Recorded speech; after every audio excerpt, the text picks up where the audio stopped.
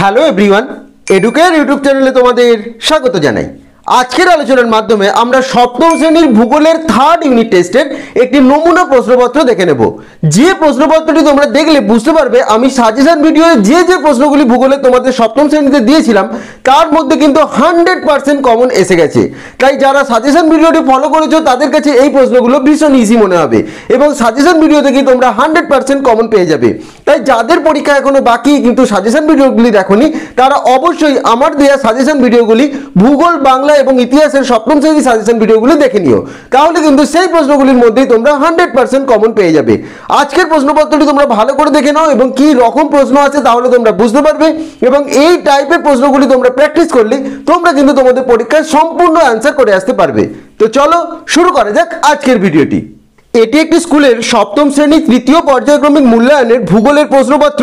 প্রশ্নপত্রটি তোমরা খুব ভালো করে দেখে নাও। তোমাদের ফুল মার্কস থাকবে তৃতীয় পর্যায়ক্রমিক মূল্যায়নের 70 নাম্বার এবং সময় থাকবে 2.5 ঘন্টার মতো। এবার একের দাগের যে প্রশ্নগুলি এই স্কুলটিতে এসেছে সেগুলি খুব ভালো করে তোমরা দেখো। প্রথমে যে কোনো 5টি প্রশ্নের উত্তর দাও।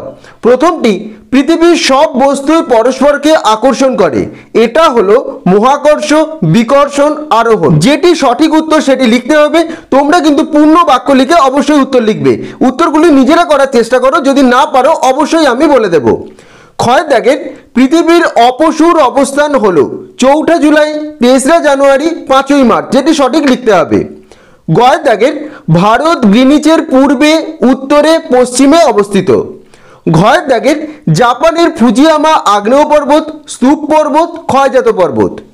উয়ার দাগের সমভূমি হতে গেলে তার উচ্চতা কমপক্ষে হতে হবে 300 মিটার, 400 মিটার, 500 মিটার। এবং চয়ের দাগের সুন্দরবন অঞ্চলের নদীতে প্রচুর পরিমাণে খাঁড়ি, নদীবাঁক, জলপ্রপাত দেখা যায়। যেটি সঠিক উত্তর নির্বাচন করতে হবে। পূর্ণ বাক্যে অবশ্যই উত্তর লিখবে। তোমরা এই উত্তরগুলি কমেন্ট বক্সে দেওয়ার চেষ্টা করো, না পারলে অবশ্যই আমি বলে দেবো।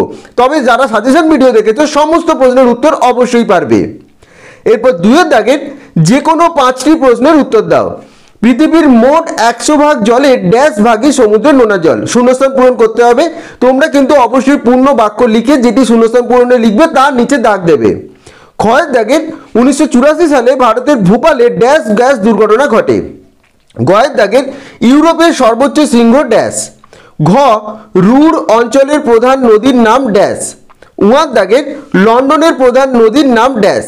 এবং চয়ের দাগের হিরে কাটা ও পালিশ শিল্পের জন্য ড্যাশ শহর বিখ্যাত। এই প্রশ্নগুলি শূন্যস্থান পূরণে এসেছে, অবশ্যই উত্তর দেওয়ার চেষ্টা করো।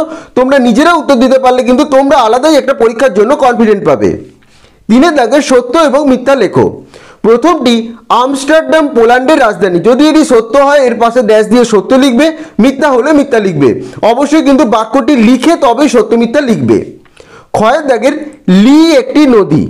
গয়ের দাগের রুর অঞ্চলের উত্তরে পর্জল মাটি দেখা যায়।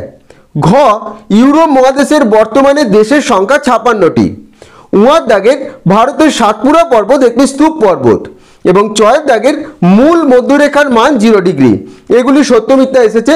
যেটি সত্য তার পাশে সত্য লিখতে হবে, যেটি মিথ্যা তার পাশে মিথ্যা লিখতে হবে। বাক্যগুলি লিখে তবেই সত্য মিথ্যা লিখবে। এরপর বাম দিকের সাথে ডান দিক মেলাও। কয়ের দিকে যে বাম দিকগুলি রয়েছে সেগুলি হলো মুক্তিবেগ, অধিবর্ষ, কর্কট সংক্রান্তি, লন্ডন, ল্যাডোনা, নিপার।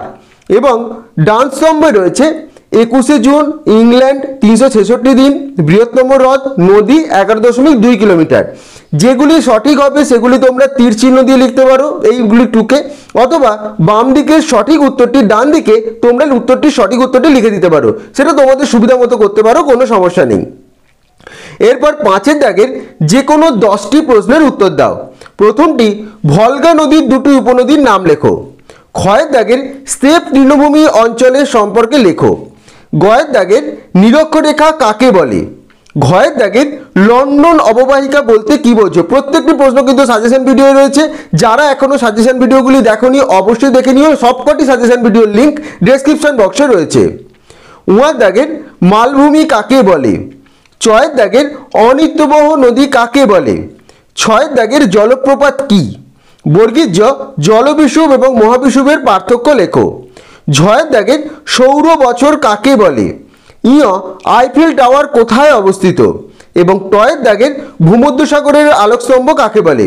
এই প্রশ্নগুলি এসেছে, এই প্রশ্নগুলিও কিন্তু তোমাদের জন্য ভীষণ ইম্পর্টেন্ট। তবে যে যে অধ্যায় থেকে এই প্রশ্নগুলি এসেছে সেই জায়গাগুলি ভালো করে তোমরা দেখে রাখবে, অবশ্যই কিন্তু কমন তাতে পেয়ে যাবে। এরপর 6 দাগের যে কোনো 4টি প্রশ্নের উত্তর দাও। প্রথমটি, ভূমধ্যসাগরীয় জলবায়ু ও অরণ্য সম্পর্কে লেখো। ক্ষয়ের দাগের রুড় ও শিল্পাঞ্চল সম্পর্কে লেখো।